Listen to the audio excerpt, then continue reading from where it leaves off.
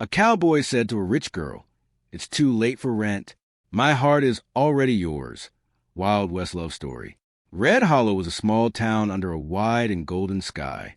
The land around was dry, dusty, and open, with long fences, tired fields, and little homes built with hard work and hope. The wind carried sand through the streets, and every person in town knew that life there was never easy. People worked from sunrise to sunset, and even then, some days it felt like the land gave back very little. But Red Hollow was still home. Some people in town owned almost nothing except a horse, a wagon, and a few tools. Others had less than that, yet they stayed because it was the only place where they had built memories, planted dreams, and buried their pain. They did not ask for much. They only wanted enough rain, enough food, and enough peace to make it through another season. Then there was the Haraway family. The Haraways did not live in Red Hollow. They lived far away in a grand house with polished floors, crystal lamps, and servants who opened doors before anyone even touched them. They owned land in many places, including most of the property around Red Hollow. The settlers who lived there worked that land, built homes on it, and paid rent to Haraways every month. To the people of Red Hollow, the Haraways were not neighbors. They were names on paper, signatures at the bottom of notices, and cold reminders that a person could work hard every day and still belong to someone richer. That summer had been especially cruel. The rain had come late, then not at all. Crops had failed. Wells had grown shallow. Chickens laid fewer eggs. The grass for horses had turned pale and thin. Every family in Red Hollow had been touched by the drought in some way. And so, on a warm afternoon, when the sound of wheels rolling over dry earth reached the town, people looked up from porches and doorways with heavy hearts. A fine black carriage came down the main road, shining even beneath the dust. The horses pulling it were tall and well-fed, and the driver wore a neat coat that looked too clean for a place like Red Hollow. The carriage stopped in front of the small office used for rent records, and from it stepped a young woman dressed in pale blue. Her name was Evelyn Haraway. She was the daughter of the man who owned the land, and though Red Hollow had heard of her many times, few had actually seen her before. Some expected an older woman with sharp eyes and a cruel voice. Instead, Evelyn looked young, calm, and far too elegant for the rough little town. Her dress was simple by city standards, but in Red Hollow it looked expensive enough to feed a family for months. Her gloves were spotless. Her boots had never met a muddy field. A small hat shaded her face, and her posture was straight and practiced, the kind taught from childhood in rich homes where people were trained and never look uncertain. Still, beneath that neat appearance, she carried a kind of nervous energy. Red Hollow was not like the world she knew. It did not smell like perfume and polished wood. It smelled like dust, horses, dry hay, and honest labor. It was louder in some ways and quieter in others. Children watched from porches. Women paused while hanging laundry. Men in work shirts stood near the well and said nothing. Evelyn tried not to notice their eyes on her. She entered the rent office and placed a ledger on the desk. The local clerk, Mr. Tanner, a thin man with gray hair and tired shoulders, greeted her with a small bow. "Miss Haraway," he said politely.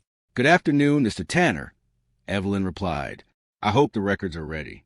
He nodded. "They are." She opened the ledger and began checking the names one by one. Some had paid part what they owed. Some had paid nothing. Others had requested more time. Evelyn's face remained calm, though the long list of overdue names made her chest tighten. Her father had sent her with a clear purpose: collect what was due and remind the settlers that the Haraways would not be ignored. He said the town had grown too comfortable with delays, too careless with obligation. He believed firmness was necessary. Evelyn had agreed to come because she wanted to prove she could handle responsibility. Her father often treated her like a decorative part of the family, useful at dinners and social events, but not in business. This trip, he had told her, would test whether she could represent the family name properly. She wanted to succeed, but as she looked at the names in the ledger, she could not help noticing how many families were struggling at once. Then her eyes stopped on one name. Caleb Rourke. Mr. Tanner saw where she was looking and cleared his throat. "He has never missed a payment before," he said. Evelyn glanced up. "And yet he has missed this one." Mr. Tanner looked uncomfortable. "Yes, miss." "Where can I find him?" The clerk hesitated. At the south fence line, most likely. He's been doing repair work near his place. Evelyn closed the ledger. Then I will speak to him myself. Mr. Tanner did not argue.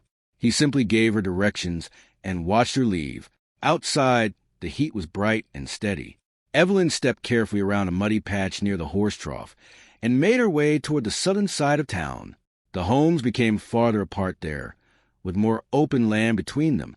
Some fences leaned in tired angles. Some gardens were little more than dry stalks. She passed a woman rocking a baby in a chair, a boy carrying water in a bucket almost too heavy for him, and an old man repairing a wagon wheel with quiet patience. No one stopped her, but many watched her go. After a short walk, she saw him. Caleb Rourke stood near a broken section of fence, hammer in hand, sleeves rolled above his elbows.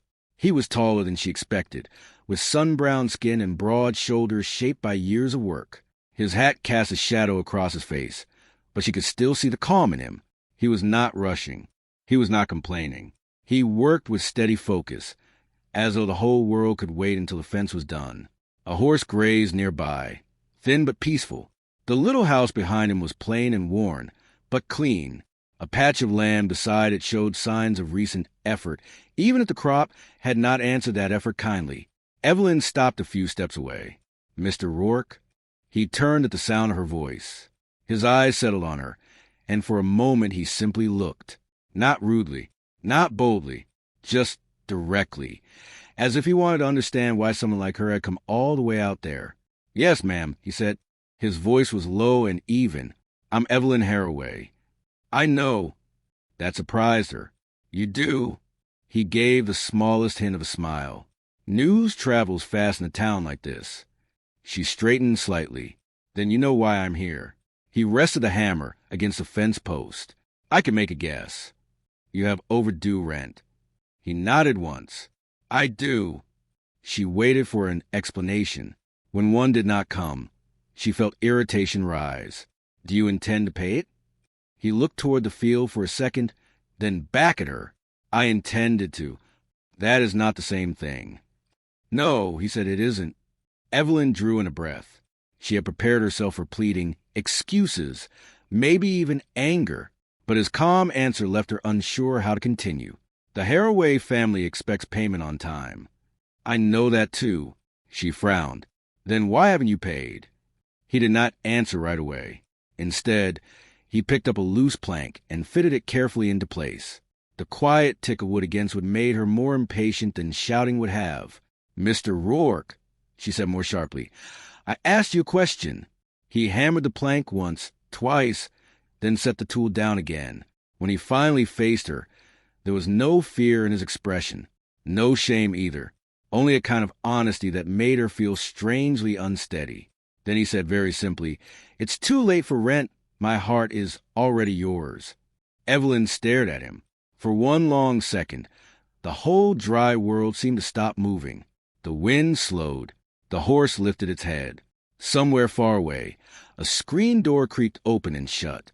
But near that broken fence, there was only silence and the cowboy who had spoken to her as though she were not a landowner, not a debt collector, not a Haraway, but simply a woman standing before him. Her cheeks warmed at once, though whether from surprise, embarrassment, or annoyance, she could not tell. "That," she said carefully, "is not an appropriate answer." A small smile touched his face, though it held no mockery. "Maybe not. You think this is amusing?" "No, ma'am." "Then why would you say such a thing?" He considered her question with a seriousness that made it worse somehow. "Because it's true." Evelyn had no response ready for that. In her world, men flirted with polished lines and careful manners in drawing rooms full of music and candles. Their words were chosen to impress. Their smiles often meant nothing. But Caleb Rourke had said those words in the middle of a dry field with dust on his shirt and a hammer by his hand, and somehow that made them feel heavier. She recovered herself enough to lift her chin. "You owe rent, Mr. Rourke. This is not a social call." "I know." "Then I suggest you treat it seriously." "I am treating it seriously." His answer was steady, and that unsettled her more than anger would have. She looked at him more closely now. His clothes were faded and clean, but worn at the edges. His boots had been repaired more than once. There was no sign of waste around him, no carelessness, no laziness. Everything about his home and land suggested effort, not neglect. And yet he had not paid. "You have until tomorrow," she said at last, choosing firmness because she no longer trusted anything softer. "I will return then. If you cannot pay, I will have to know it officially." He nodded. "All right. That is all. For now." She almost asked what that meant, but stopped herself. She was not there to be pulled into strange conversations under the sun. She was there to collect what was owed. Still, as she turned to leave, she could feel his eyes on her, not in a rude way, but in that same calm, unafraid manner. It made her steps feel less certain than before. Halfway back toward town, she glanced over her shoulder. He had already returned to fixing the fence, as if her visit had not shaken him at all, as if he had just handed her a sentence she would carry far longer than the debt itself. By the time Evelyn reached the main road again, Red Hollow looked different to her. It was still dusty, still poor, still rough at the edges, but it no longer seemed like a place full of careless names in a ledger. It felt personal now, uncomfortably personal. Inside the office, Mr. Tanner looked up as she entered. "Well," he asked gently. Evelyn opened the ledger and took up her pen. "He has until tomorrow," she said. Mr. Tanner nodded, but did not seem surprised. She wrote the note beside Caleb Rourke's name, yet even as the ink dried, she could not stop hearing his voice. "It's too late for rent. My heart is already yours." It was foolish, improper, unhelpful, and yet, for reasons she could not explain, it followed her all evening like a quiet song. That night, in the small guest room prepared for her above the office, Evelyn stood by the window and looked out over Red Hollow. Lamps glowed softly inside modest homes. A dog barked once in the distance.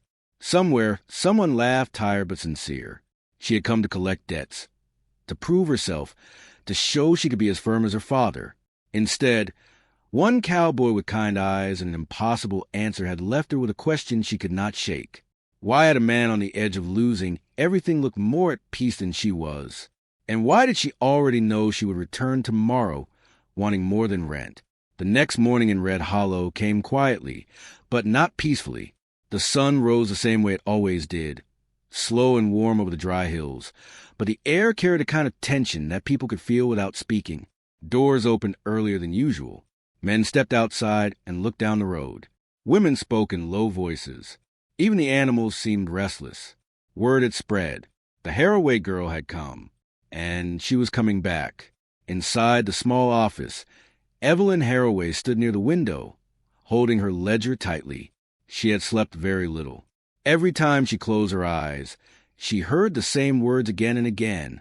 "It's too late for rent. My heart is already yours." It made no sense. It was not proper.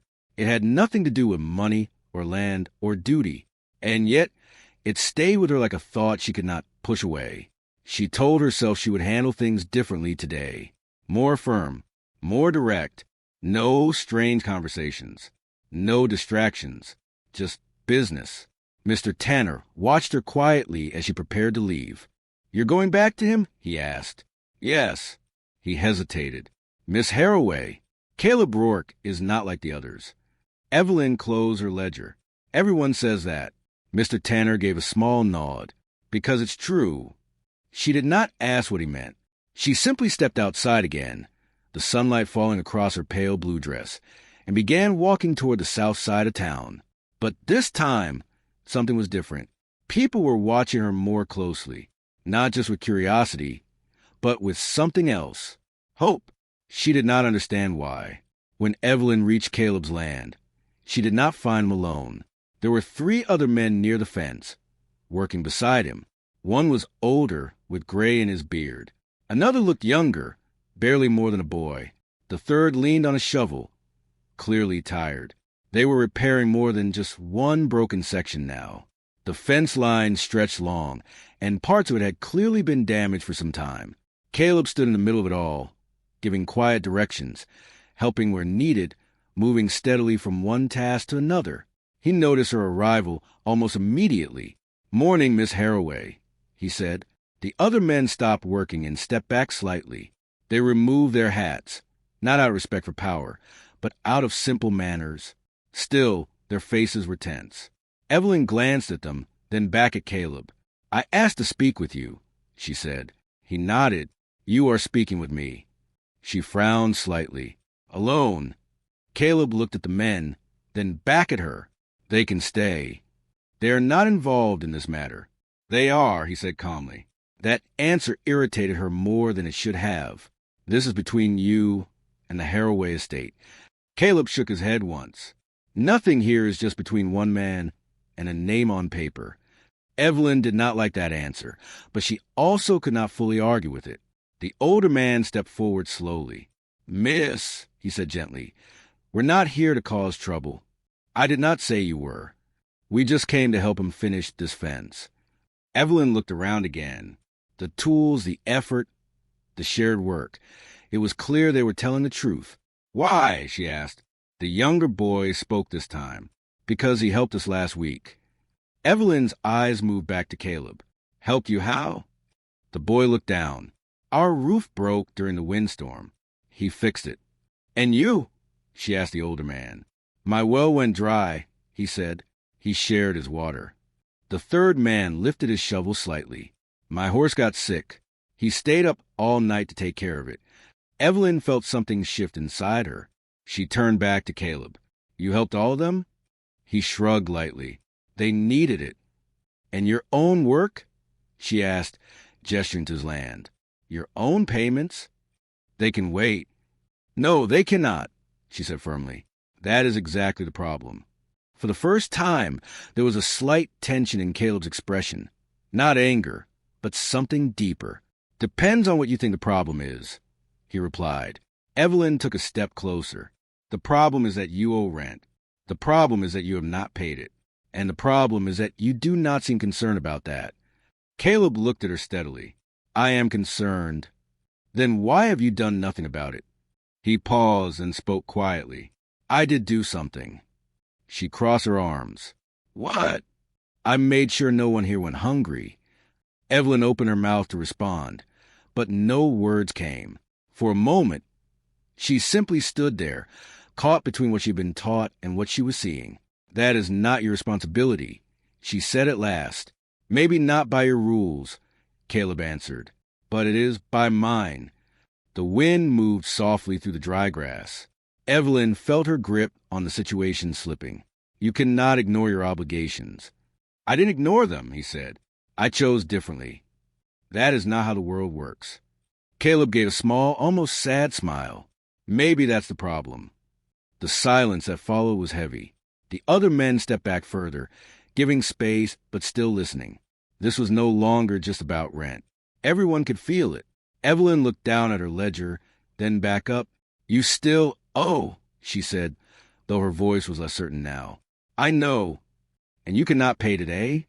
"No." "Or tomorrow?" He hesitated for a brief second. "No." Evelyn felt her chest tighten. Her father's words echoed in her mind. If they cannot pay, they do not stay. She had heard it many times. It had always sounded simple, clear, logical.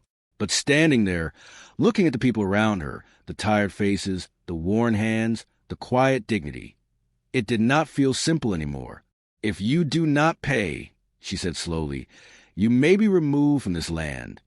The words felt heavier than she expected. Caleb nodded once. "I understand. You could lose your home." "I know. And yet you stand here, fixing fences that may not even be yours tomorrow." Caleb looked at the fence, then back at her. "Still needs fixing." Evelyn stared at him, unable to understand how someone could be so calm in the face of losing everything. "Why are you not afraid?" she asked before she could stop herself. The question surprised even her. Caleb did not answer right away. He looked out over the land, at the small homes in the distance, at the people who had slowly gathered along the edges of the field, watching quietly. Then he said, "Because fear doesn't build anything." Evelyn felt something in her chest shift again. "And what does?" she asked. He met her eyes. People standing together. She looked around again, and this time she truly saw them, not just as tenants. not as names in a ledger, but as a community. They were not strong because of money. They were strong because of each other. And somehow, Caleb stood at the center of that strength without asking for anything in return. "You could have saved yourself," she said quietly. "Maybe," he replied. "Why didn't you?" He gave the same simple answer as before. They needed it. Evelyn shook her head slightly, almost in disbelief. "You risk everything for others." He looked at her carefully. "You came here to collect from people who have nothing left." The words were not harsh, but they struck deeper than anger. Evelyn felt her breath catch. "That is my duty." "Is it?" he asked. She did not answer. The tension in the air grew stronger. From the road, more people had gathered now. They were not shouting, not protesting, just watching, waiting. Evelyn realized something then. This was bigger than one man. Whatever she decided here, it would matter to all of them. Her fingers tightened around the ledger. "I will report this," she said at last. Caleb nodded. "I figured you would. And the consequences will follow." "I know." "You accept that?" He gave a small, steady nod. "I accept my choices." Evelyn looked at him for a long moment. Then she turned and began walking back toward town. No one stopped her. No one spoke. But she could feel their eyes on her again, not with hope this time, but with uncertainty. When she reached the office, Mr. Tanner stood waiting.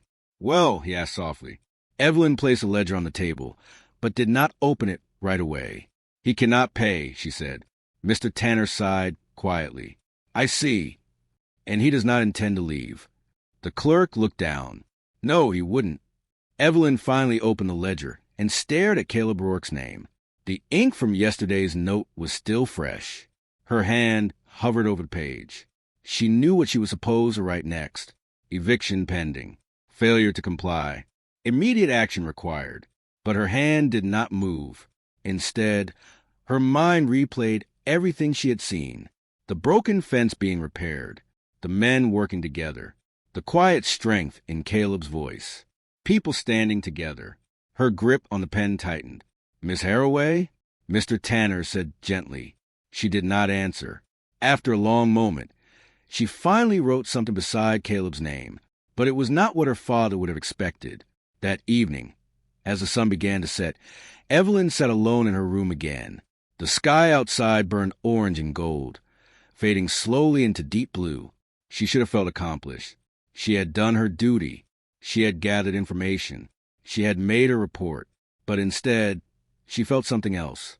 Uneasy, restless, conflicted, and beneath all of that, curious, because Caleb Rourke had not begged. He had not argued. He had not tried to escape what was coming.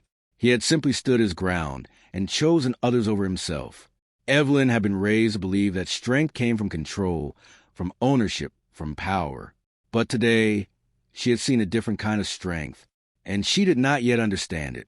As the last light faded from the sky, a messenger arrived at the office below. A letter had come from her father. Evelyn opened it with steady hands. Her eyes moved quickly across the page. Then slowly they widened.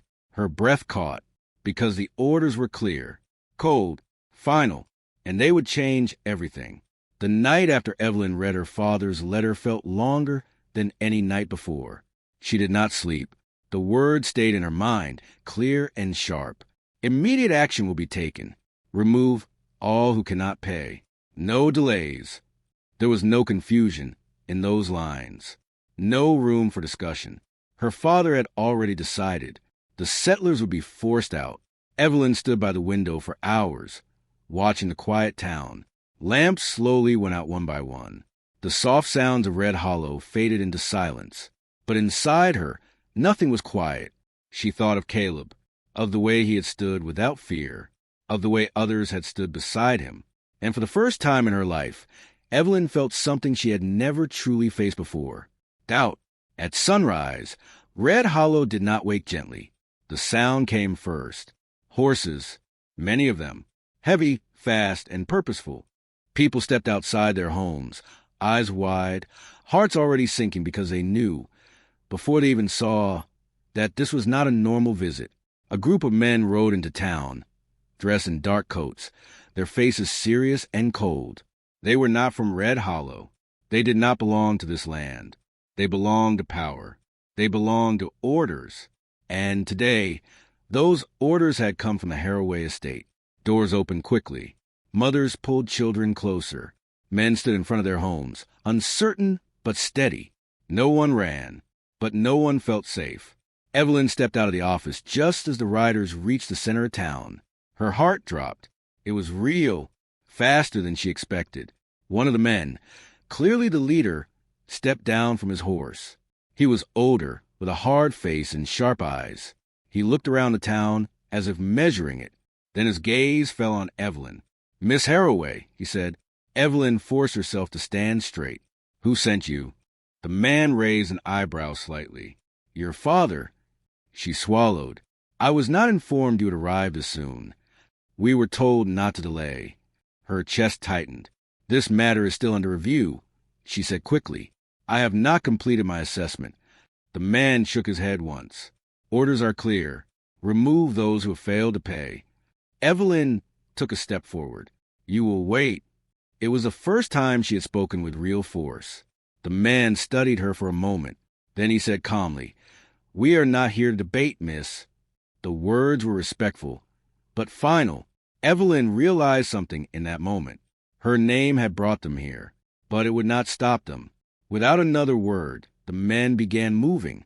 They spread through the town, stopping at houses, knocking on doors, calling out names from a list. Their voices were firm, controlled, and unkind in their certainty. "Gather your things. You have been notified. You must leave." The town filled with movement. Not panic, but something close. People stepped outside with small bags, with tools, with whatever they could carry. Some argued softly. Some said nothing at all. Children held on to their parents. And through it all, Evelyn stood frozen. This was not what she had imagined. This was not business. This was not just numbers in a book. This was real. Then she heard a voice. "Stop." It was not loud, but it carried. Evelyn turned. Caleb was walking down the main path toward the center of town. His steps were calm, steady, the same as always. But there was something different in his presence now. Purpose. Behind him, others followed. The same men from the day before. Then more and more. People who had been told to leave were not leaving. They were gathering, not in anger, but in unity. Caleb stopped a few steps away from the leader. "You're not taking anyone today," he said. The leader looked at him without expression. "You are Caleb Rourke." "I am." "You have failed to meet your obligations." "I know." "Then you understand why we are here." Caleb nodded once. "I understand," he said. "I just don't agree." A quiet murmur moved through the crowd. The leader glanced at the people behind Caleb. "You intend to stop this?" Caleb looked back at them, then forward again. "I intend to stand here." Evelyn's heart began to race. This was going too far. This was becoming something she could not control. She stepped forward quickly. "Enough," she said. All eyes turned to her. The leader spoke first. "Miss Haraway, you should step aside." Evelyn shook her head. "This is not how this should be handled." "It is already being handled." "No," she said, her voice stronger now. "This is wrong." The word felt heavy as it left her mouth. Wrong. She had never said that about her family's decisions before. The leader narrowed his eyes slightly. "Miss, we are following orders, and I am giving new ones," she replied. There was a pause, a long one. The leader studied her carefully. "With respect," he said slowly, "your authority here is limited." The truth in those words hit her harder than she expected. She looked around, at the people, at Caleb, at the homes that were about to be emptied, and she realized something clearly. If she stepped back now, this would happen. Caleb spoke again, his voice calm but firm. "You don't have to do this," he said, looking at the men. "We don't have a choice," one of them replied. "You always have a choice," Caleb answered. The words were simple, but they stayed in the air. Evelyn felt them too. Choice. She had always believed she had none, that she had to follow her father, that she had to protect her family name. that she had to act a certain way. But standing there now, it no longer felt true. She stepped forward again. This time, she did not speak as a Haraway. She spoke as herself. "I will not allow this," she said. The leader sighed quietly. "Miss." "No," she interrupted. "You will leave." The men looked uncertain now, not afraid, but unsure, because something had changed. Evelyn was no longer standing apart from the settlers. She was standing with them. The silence grew heavier. No one moved. The wind passed through the dry streets, lifting small clouds of dust. Caleb looked at Evelyn, not surprised, not proud, just steady, as if he had been waiting for her to reach this moment on her own. Finally, the leader spoke again. "If we leave," he said, "there will be consequences." Evelyn nodded. "I understand. You may lose your position." "I know. You may lose everything." She paused, then answered quietly, "Maybe I should." The words surprised even her, but once they were spoken, they felt right. The leader looked at her for a long moment. Then he gave a small signal to his men. "Mount up." There was a shift in the air. The tension began to break. Slowly, one by one, the men stepped back. They returned to their horses, their movements calm but quick. No one cheered. No one spoke loudly. But relief spread to the crowd like a quiet wave. The riders turned and began to leave Red Hollow the same way they had entered. But this time, they left without taking anyone. Evelyn stood still, her hands trembling slightly. It was over, for now, but she knew this was not the end. Her father would hear about this, and he would not be pleased. The people slowly returned to their homes. Some looked at Evelyn with gratitude, some with confusion, some with quiet respect. But no one treated her like the same person who had arrived the day before, because she wasn't. Caleb stepped closer. "You didn't have to do that," he said. Evelyn let out a soft breath. "I know. Why did you?" She looked at him, at the man who had chosen others over himself without hesitation, at the man who had stood when it would have been easier to step aside. Then she answered honestly, "Because you were right." He tilted his head slightly. "About what?" She gave a small, tired smile. People matter more. For the first time, Caleb smiled fully. Not a small one, a real one. But even in that quiet moment, Evelyn knew something was coming. Because far away, beyond the hills, beyond Red Hollow, her father was already hearing the news, and he would not stay silent. The morning after the riders left, Red Hollow felt quiet again, but it was not the same kind of quiet as before. This time, it was filled with something new, relief mixed with worry. People stepped out of their homes slowly, as if they were testing whether the danger had truly passed. Some returned to their daily work. Others stood in small groups, talking in low voices. Everyone knew one thing. What happened yesterday was not the end. It was only the beginning. Evelyn stood outside the office, looking at the town she had almost helped break. Her hands were still, but her thoughts were not. She had made a choice. A real one, not the kind she had made before. Safe, expected, guided by rules she had never questioned. This choice had been different. It had cost something, and it would cost more. Mr. Tanner stepped beside her quietly. "You did something brave," he said. Evelyn shook her head slightly. "I don't feel brave." "That's usually how it is," he replied gently. She looked at him. "What happens now?" Mr. Tanner gave a small, knowing sigh. "Now we wait." The waiting did not last long. By midday, the sound of another carriage reached the town. But this one was different. It was larger, stronger, and surrounded by riders. The Haraway crest shined clearly on its side. Evelyn's heart dropped. "He's here," she whispered.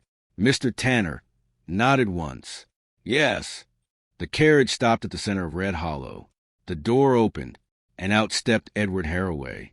He was tall, well-dressed, and carried himself with the kind of confidence that came from years of power. His face was calm, but his eyes were sharp, always watching, always judging. He did not look around the town with curiosity. He looked at it like something already decided. Then his eyes found Evelyn. "Evelyn," he said. His voice was not loud, but it carried more weight than any shout. She stepped forward. Father. There was no warmth in the moment, only tension. The settlers had begun to gather again, though they kept their distance this time. They knew this man, not personally, but by reputation. He was not like the others. He did not hesitate. He did not change his mind. Edward Haraway walked slowly toward his daughter. I receive a report, he said calmly. Evelyn held his gaze. Then you know what happened. I know that my orders were ignored. They were not right. A small pause followed. The air felt tight. You are not here to decide what is right, he said. I am now. That answer surprised even her, but she did not take it back. Edward studied her carefully. You were sent here to collect, he said, not to interfere. I came to understand, Evelyn replied. And what did you understand? He asked. She gestured toward the town. That these people are not numbers. They are not problems to remove. They are tenants who failed to meet their obligations. They had no choice, she said firmly. There is always a choice, Edward answered. Evelyn shook her head. Not always a fair one. The silence between them grew heavier. This was not just a disagreement. This was something deeper, something that had been building for years without either of them saying it out loud. Caleb stepped forward then, not to interrupt, but to stand. Edward noticed him immediately. And you are, he asked. Caleb Rourke. Edward nodded slightly. The one who started this. Caleb remained calm. No, sir, just the one who stood. Edward's eyes narrowed slightly, but not in anger, more in interest. You refused to pay. I couldn't. You chose not to. I chose to help people first. Edward let out a small breath. And now you expect to stay here without consequence. Caleb did not look away. I expect fairness. The two men stood facing each other, different in every way, but both unshaken. Evelyn stepped between them. This isn't just about him, she said. It's about everyone here. Edward looked at her again. And you speak for them now? I stand with them. The words were simple, but final. Something changed in Edward's expression then. Not anger, not disappointment. Something quieter, more serious. You understand what that means? He asked. Evelyn nodded slowly. Yes. You will lose your place. I know. You will lose your comfort. I understand. You will lose this family. That one hurt. It showed in her eyes. But she did not step back. Then maybe, she said softly, I was never really part of it. The town went completely still. No one moved. No one spoke. Even the wind seemed to pause. Edward Haraway looked at his daughter for a long time. Then he spoke again, but this time his voice was different, quieter. You have changed. Evelyn took a breath. No, she said. I've finally seen. Another long silence followed. Then, slowly, Edward turned his gaze toward the settlers. At the worn houses, the dry land, the people who stood together, not behind one man, but beside each other. He watched them carefully, as if seeing something he had never truly looked at before. When he spoke again, his voice had lost some of its sharpness. These lands, he said, were meant to produce value. Caleb answered calmly. They do. Edward raised an eyebrow. In ways you may not measure, Caleb added. Edward looked back at Evelyn. You believe this? He asked. She nodded. I do. For a moment, it seemed like nothing would change, that he would give the same order again, that everything would fall back into the same pattern. But then, something unexpected happened. Edward Haraway took a step back, not forward, not in control, but in thought. I built everything I have, he said slowly, by making hard decisions. Evelyn listened quietly. And I believe those decisions were always correct, he continued. He looked at the town again. At least until now. Evelyn felt her breath catch. Was he reconsidering? Edward sighed quietly. Collecting from nothing leaves nothing, he said. The words were simple, but they changed everything. He turned to his men. There will be no removals. The order was clear, immediate, final. A quiet wave moved through the crowd. Relief, disbelief, hope. Evelyn stared at her father. You mean that? She asked. He looked at her. I do. She stepped closer. And the debts. He paused, then said, they will be adjusted. It was not a perfect answer, but it was enough. The tension in Red Hollow slowly faded. People began to breathe again, not with fear, but with something lighter. Edward turned back to Evelyn. You have chosen your path, he said. She nodded. Yes. And you will stay here? She glanced at the town, at the people, at Caleb, then back at her father. Yes. He studied her one last time, then gave a small nod, then make it worth something. With that, he turned and walked back to his carriage. The riders left soon after, but this time they left peace behind. Days passed, then weeks. Red Hollow began to change. Not quickly, not perfectly, but steadily. People worked together more, shared more, built more, and for the first time in a long while, the land felt alive again. Evelyn stayed. At first, everything was difficult. She did not know how to fix a fence. She did not know how to carry water. She did not know how to live without comfort. But she learned, slowly, with patience. And Caleb was always there, not teaching with pride, not correcting with judgment, just helping, the same way he helped everyone. One evening, as the sun painted the sky in soft gold and orange, Evelyn stood near the same fence where they first spoke. It's still broken in places, she said. Caleb smiled slightly. Things take time. She looked at him. So did I. There was a quiet moment between them. Then she asked softly, Why me? Caleb thought for a second, then answered simply, Because you listened when it mattered. Evelyn smiled, not the careful smile she used in her old life, but a real one. The wind moved gently across the land. The town behind them was no longer just surviving. It was becoming something stronger, something shared. And this time, when Caleb looked at her and offered his heart without fear, she understood, and she accepted, not as a rich girl, not as a heroine, but as someone who had chosen her place and earned it